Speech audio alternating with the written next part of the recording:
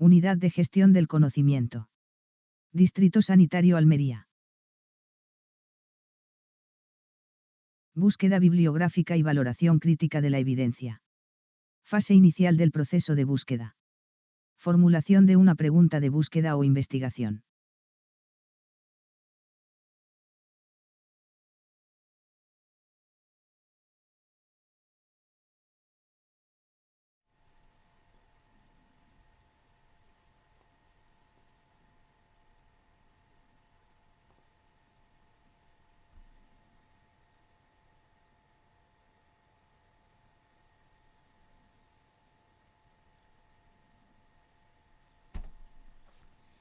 Hola, ¿qué tal, compañeros, compañeras, niños, niñas? Saludos a todos, os quiero muchísimo. Vamos a empezar este curso sobre búsqueda bibliográfica y síntesis de la evidencia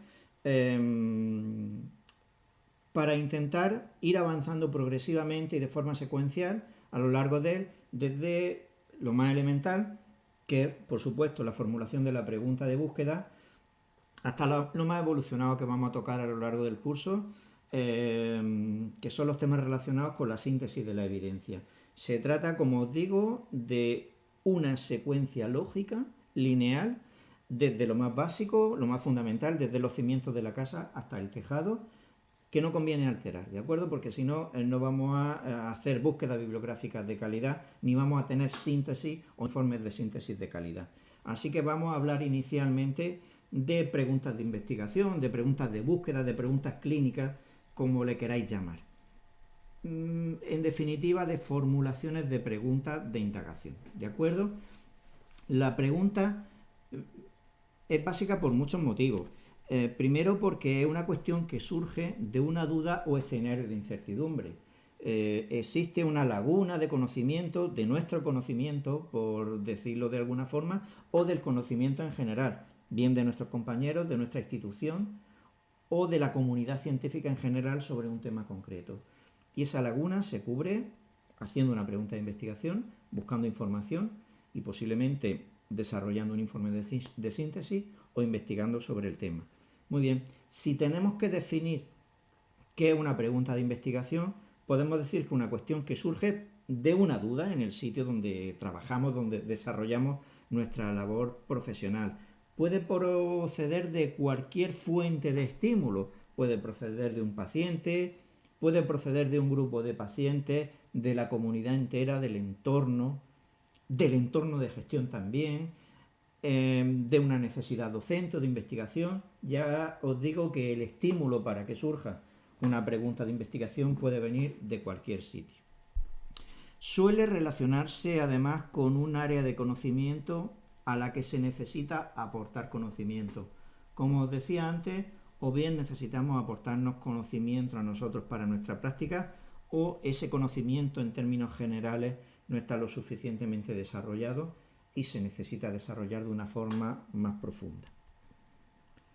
Muy bien, Cummings propone, mejor dicho, 4 condiciones para formular una buena pregunta de indagación, que son estas 4 condiciones que tenéis aquí. Se trataría de que una buena pregunta de indagación fuera ética, factible, o sea, que se pudiera contestar, que fuera también interesante, que fuera novedosa y que, por supuesto, fuera relevante. Pero yo me quedo fundamentalmente con esas 2 primeras condiciones, con las condiciones de que una pregunta de indagación tiene que ser ética, tiene que estar fundamentada en principios éticos y, por supuesto, debe poder contestarse, tiene que ser factible. Aquí os pongo un caso bastante curioso y se trata de un caso real, no real del todo, pero sí un caso real. Fijaros qué pregunta tenemos aquí. ¿Es más efectivo saltar con paracaídas desde un avión que saltar a pelo para evitar un traumatismo por precipitación? ¿Creéis que esa pregunta es ética, por ejemplo?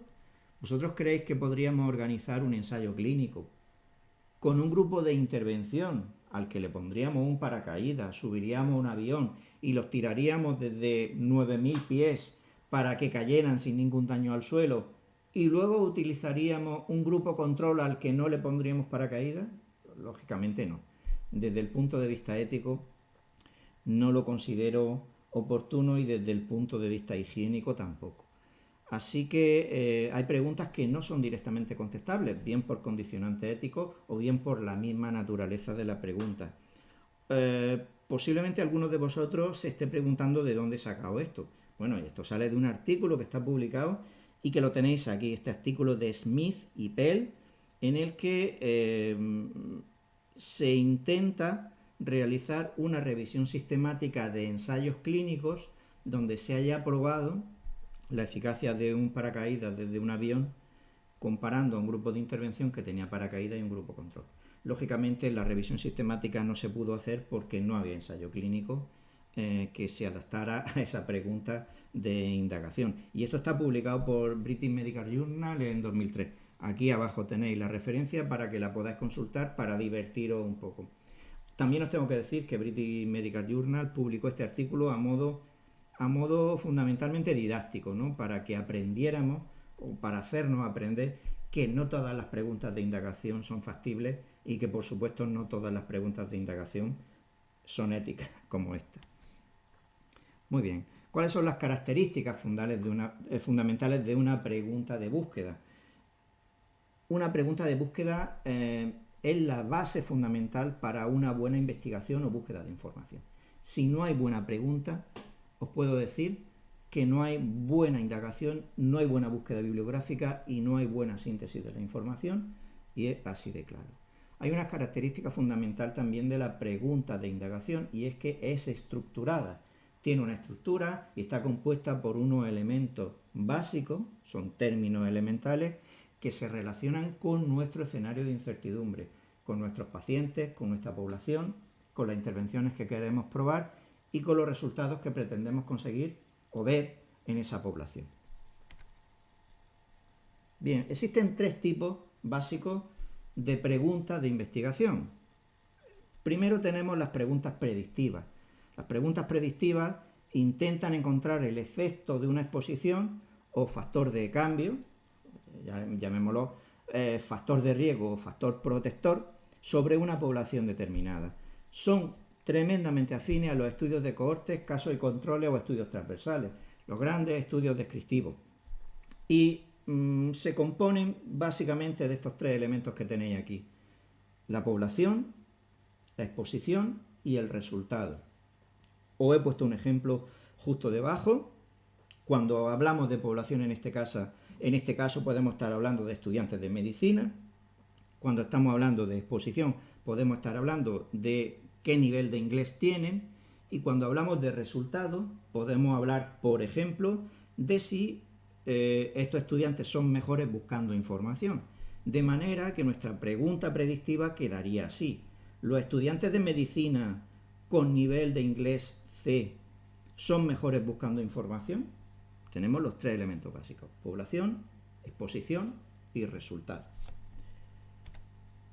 La siguiente pregunta es la pregunta de intervención. Esta posiblemente sea el modelo, el formato de pregunta más popular, porque se pregunta por la eficacia de una intervención con frecuencia respecto a otra. Así que plantean cuestiones que llamamos de primera línea, en las que con frecuencia se comparan dos o más intervenciones en términos de éxito al modo de ¿es más efectivo A que B?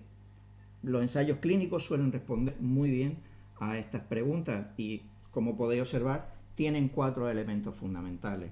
El primero es la población de estudio, el segundo es la intervención que queremos probar, el tercero es una comparación, a veces a comparaciones con nada, y el cuarto son los resultados, de manera que si queremos poner un ejemplo, pues podemos tomar este que os he incluido aquí debajo, ¿no?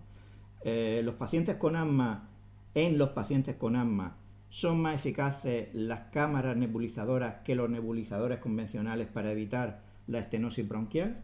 Tiene los cuatro elementos básicos de una de las preguntas más populares que existen, como son las preguntas de intervención: población, intervención, comparación y resultados. Y por último tenemos las preguntas de exploración. Las preguntas de exploración son cuestiones que suelen buscar una respuesta a la pregunta del tipo ¿por qué o cómo? Son muy frecuentes, en investigación básica, como investigación celular, investigación genómica, etcétera, etcétera, y también se contestan con bastante asiduidad a través de estudios cualitativos, cuando ese por qué y ese cómo se refiere a un fenómeno con frecuencia subjetivo, sujeto a investigación cualitativa. En este caso contamos solamente con dos elementos, como son el sujeto y el fenómeno. Y aquí tenéis un ejemplo bastante ilustrativo de qué es una pregunta de exploración, ¿no? ¿Por qué tiene este tío la cabeza cada vez más gorda? Y es cierto, no entiendo por qué John Travolta tiene cada vez la cabeza más gorda. En fin, es la típica pregunta de exploración. Muy bien, esos elementos que conforman las preguntas se transforman en elementos estructurados para formar patrones que nos ayudan a saber cuáles son los elementos formales de una pregunta de investigación. Aquí tenéis el formato más famoso, que es el formato PICO. El formato PICO es un acrónimo de los 4 elementos que conforman la pregunta. La P corresponde a paciente, a patología o a problema. De alguna manera, lo que muestra son las características de los sujetos o la enfermedad que padecen o el problema que presentan. La I se refiere a intervención. Habla de lo que se desea analizar. La C es la comparación. Vamos a comparar la I, la intervención, con la C, que habitualmente suele ser una intervención habitual, un fármaco que se maneja con más frecuencia que el anterior, o, como os decía anteriormente, a veces con nada. Y luego tenemos la O, es una O de término inglés outcomes, que significa resultado, y que hace referencia a aquello que pretendemos conseguir, al resultado que esperamos después de analizar la intervención que se ha propuesto en la pregunta. Bien, vamos a ver cómo se comporta el formato PICO, cómo se comporta una pregunta PICO. Vamos a hacerlo a través de esta tabla, donde siempre os pongo ejemplos y lo ilustro con una referencia bibliográfica sobre el tema en cuestión que he puesto en los ejemplos. Vale, aquí tenéis los elementos, la pregunta de ayuda, una pregunta de ayuda que os puede ayudar a resolver cuál debe de ser el contenido de cada uno de los elementos y cómo se comporta PICO con un ejemplo práctico. Por ejemplo, en cuanto a pacientes, ya sabéis que lo que estoy buscando es a quién me dirijo. En cuanto a intervención, ¿cuál es mi intervención? En cuanto a comparación, ¿qué intervención se ha hecho hasta ahora? Y en cuanto a resultados, ¿qué se espera conseguir? Bueno, si los ponemos en acción, podemos preguntarnos, por ejemplo, si en pacientes con EPOC es más útil la rehabilitación domiciliaria o es mejor el seguimiento en el centro de salud para mejorar la calidad de vida. Muy bien, ya veis que los pacientes con EPOC son la P, es más útil la rehabilitación domiciliaria es la I, o es mejor el seguimiento en el centro de salud es la C, y para mejorar la calidad de vida es lo que nos queda, la O, ¿de acuerdo? Y aquí debajo tenéis este artículo de Holland y colaboradores donde se da respuesta a esta pregunta precisamente, lógicamente a favor de la intervención que se pretende analizar. O sea, es más útil la rehabilitación en domicilio. Bien, a partir del formato PICO, que fue el primero con el que se comenzó a trabajar, han ido surgiendo variaciones, tanto más simples como más complejas. Vamos a ver una, por ejemplo, que es más simple. En esta sencillamente ha desaparecido la C. Al quitar la C, en lugar de formato PICO, tenemos formato PIO. ¿Por qué? Porque no existe C, no existe comparación. Suelen responderse bastante bien con estudios cuasi experimentales del tipo pre-post, ¿vale? En este caso tenemos una P normal y corriente, paciente, patología o problema, como os decía, una característica de los sujetos, enfermedad que padecen o problema que presentan. La I sigue siendo la intervención que se desea analizar y, como os decía, en este caso no hay C, o sea que no se compara con nada. Y la O siguen siendo los resultados que se pretenden conseguir. Y vamos a ver qué tal se comporta el formato PIO. Muy bien. Paciente, intervención, resultado. con este ejemplo. En pacientes con trastornos de ansiedad, ¿es útil la terapia de relajación para reducir los niveles de ansiedad? Tenemos nuestra P, que son pacientes con trastornos de ansiedad. Tenemos nuestra I, nuestra intervención, ¿es útil la terapia de relajación? Y también tenemos nuestros resultados o nuestros objetivos para disminuir los niveles de ansiedad. Y bueno, este estudio de Soriano González sobre las terapias de relajación en pacientes con ansiedad, publicado en 2012, da respuesta a esta pregunta, por supuesto, a favor de las terapias de relajación. Bien, está gracioso. Aquí tenemos el formato PEO, ¿vale? En el formato PEO no solamente ha desaparecido la C, se ha esfumado, se ha volatilizado la C, sino que la I se ha transformado por una E. En este caso la E no es una intervención, no se está investigando una intervención, sino una exposición. De manera que, teniendo como elementos a paciente, exposición y resultados, podemos intuir que este tipo de preguntas suelen contestarse bastante bien con estudios de casos y controles, estudios de cohorte o estudios transversales. Muy bien. La P, como os decía, siguen siendo los pacientes, el problema, la característica de los sujetos, en definitiva. La E corresponde a la exposición a la que han estado sometidos los sujetos, bien de riesgo o bien de protección, y la O, pues son los fenómenos que aparecen después de la exposición. Y vamos a ver al PEO en acción. La P de pacientes, la E de exposición y la O de resultados con este ejemplo. En pacientes con gripe y con obesidad, este es el factor de exposición. Es más probable el ingreso hospitalario, de manera que tenemos nuestra P. Pacientes con gripe, tenemos nuestro factor de exposición, nuestra exposición, que es paciente con un índice de masa corporal elevado. Y aquí tenemos el resultado a la exposición. Es más probable el ingreso hospitalario, sí o no. Y aquí Martín, Castilla y Godoy nos dicen en este estudio que efectivamente los pacientes con obesidad que sufren gripe tienen más probabilidades de que se les regale un ingreso hospitalario.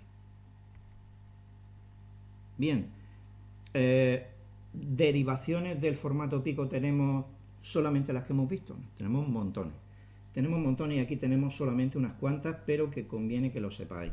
Esta tabla procede de un artículo que lo he puesto como lectura obligatoria porque la verdad es que es un artículo que está muy bien.